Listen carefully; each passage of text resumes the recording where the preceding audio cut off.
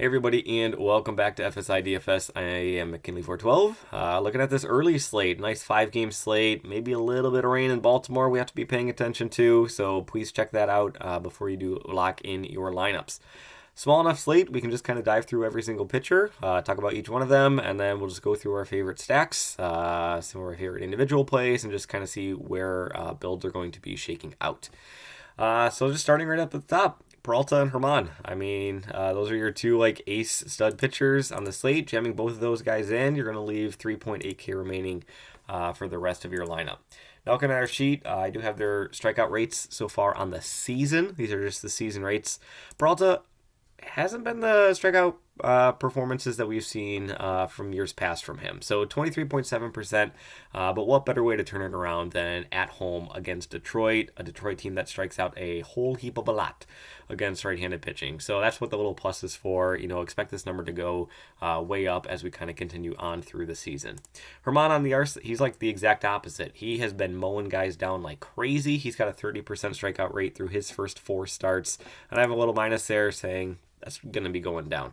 Projected wise, he's probably only like a 25% K rate pitcher, but still, Herman has done very, very well this season. Can't argue that at all. And he goes up against Minnesota, a top 10 team in strikeouts against right-handed pitching, which is great. And the team that he went 11 strikeouts, 6-inning pitch, 1 earned run against just 10 days ago. So Herman, Peralta, definitely your top 2 pitchers on this slate.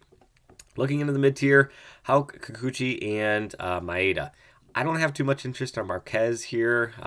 Marquez is a solid pitcher, especially outside of Coors. He has drastic different statistical differences, obviously, in and out of Coors, but still.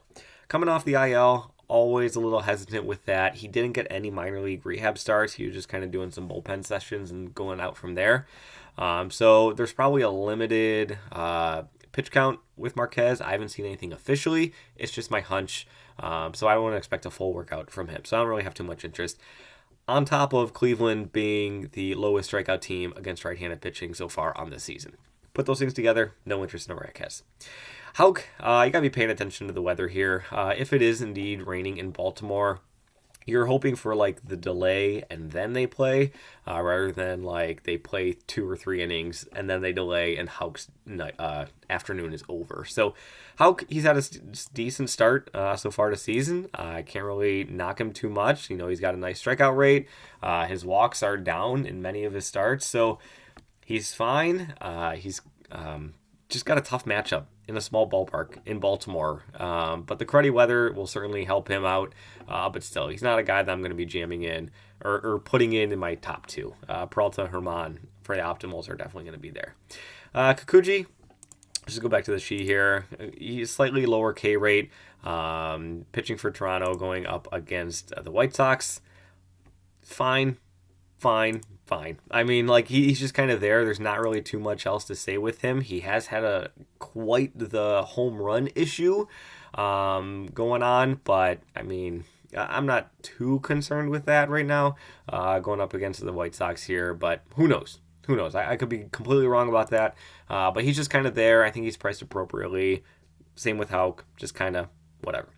Maeda, 7.8K. I almost like him more. I did put in the sheet that I had him third here, but as I'm talking, maybe I like him more just because this New York Yankees lineup is just so watered down. They don't have Donaldson. They don't have Stanton. Bader is still injured. So, let's see. Is there anybody else I'm missing? No, Stanton, Bader, Bonson. So, their lineup is just kind of watered down at this point, and, the offense is struggling. So, while Maeda doesn't have the highest strikeout rate, I think getting, that extra 600 savings at home against a weakened and depleted lineup is certainly something that you could have a little bit more interest in, rather than Houck going up against a tough matchup in Baltimore and Kikuchi with a home run issue going up against the White Sox. So, his mid-tier, I'm not too super excited about it. I guess that's kind of what I'm, insinuating here is just I don't have too much interest in this mid-tier. I'd rather just kind of pay up, especially in those cash builds. On the cheap side of things, Wells is really the only person that I would have somewhat interest in. Wells, he's only had 2 walks all season long, so he's been doing pretty well. I think he's got 16 strikeouts to go along with it. 16 strikeouts, 2 walks. So, I mean, he's not going to be mowing down the field. He's only got a 20% strikeout rate. And again, kind of tough matchup going up against Boston. But still, when you're looking, in these cheap salary tier kind of guys, you're just looking for guys who, they're not going to get blown up. They're not going to walk a whole lot of guys and hurt themselves that way. So, limited walks, solid stuff. Sure. Wells, he's fine. Yeah. Kopech and Lorenzen, I just have no interest in Kopech at this point in time. Looking at his Fangraphs, looking at the StatCast, look at this hard hit rate, 57.6 in 4 starts. Like, that is unreal. ERA of 6.9, expected ERA close to 10, barrel rate of 25%. Now you can see this is not who he is, but who knows? Maybe he's got some injury that just kind of hasn't been figured out yet. No idea. But Kopech, I don't want any interest in him at all. Lorenzen's kind of the same deal. He's got the similar hard hit rate, high barrel rate going on as well. So not interested in him either. So really, from the pitching side of things, it's Peralta and Herman for me. And then maybe Maeda. And then like Hao Kikuchi and Wells kind of as a leftover scrap. Looking at the bats, Toronto and Milwaukee, kind of self-explanatory. I just talked about the hard hit rates of Kopech and Lorenzen, along with their high barrel rates. That's just a gold mine for DFS. So we're going to have a lot of interest in Toronto and in Milwaukee. Some of the top bats that would pull from these two teams, I do think Tellez at 4.3K, getting that nice lefty-righty matchup as well, is going to be very intriguing. And Varsho, very similar priced. Same thing, nice lefty-righty matchup, both probably hitting in the cleanup spot in great matchups against pitchers who get hit hard. So I think those are probably my two favorites from these two teams.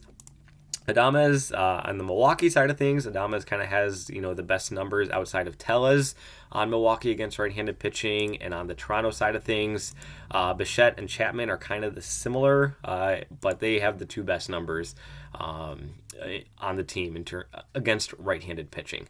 But you can see, real quick, salary gets tight if you try to jam in all 4 of these guys along with the top 2 pitchers. So maybe take out Herman, maybe take out Peralta, because Peralta is just kind of weakened in his past 2 starts. I still wouldn't. I would still take Peralta over Herman just because of that strikeout rate that he does possess.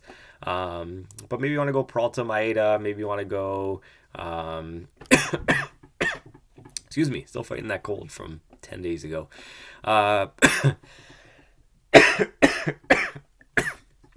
Cough once, and now here we go. It's snowballing. Maybe go Peralta, Maeda, get a little bit extra salary, 3.1K remaining. It's still going to be tight. It's going to be tight. You want to go cheap. Cleveland does have some cheap hitters that you could be going towards. Now, Cleveland's not a team. We've talked about this before.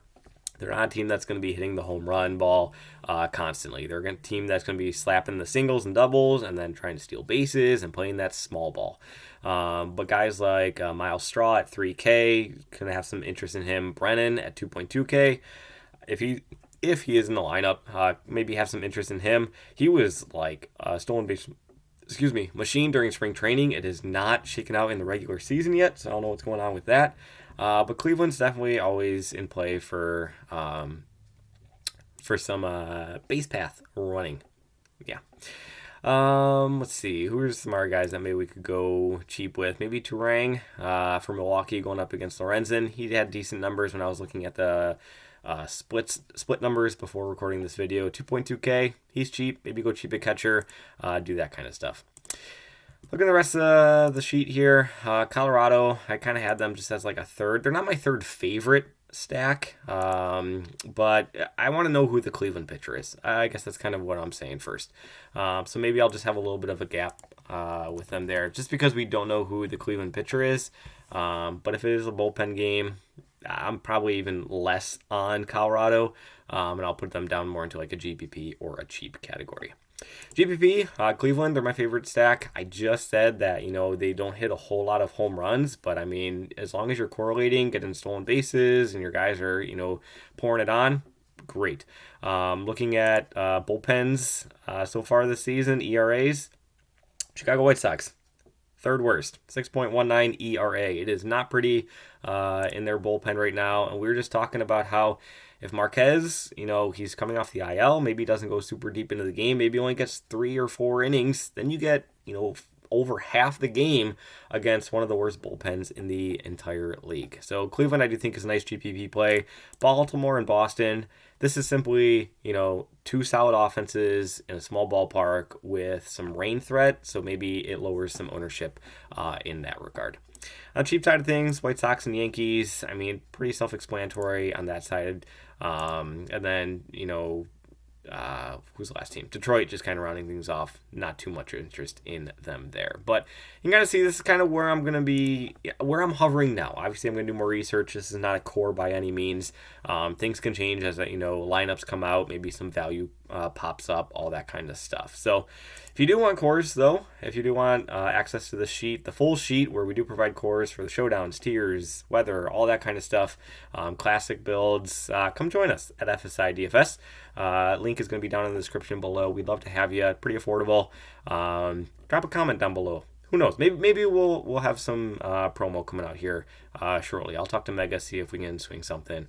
But yeah, so this is kind of where things are going with this early slate. Hopefully this was helpful to just kind of guide you in the right direction of where things are standing for the most part. So as always, thanks for watching. Really do appreciate it. Good luck in your contests, and we'll see you in the next video.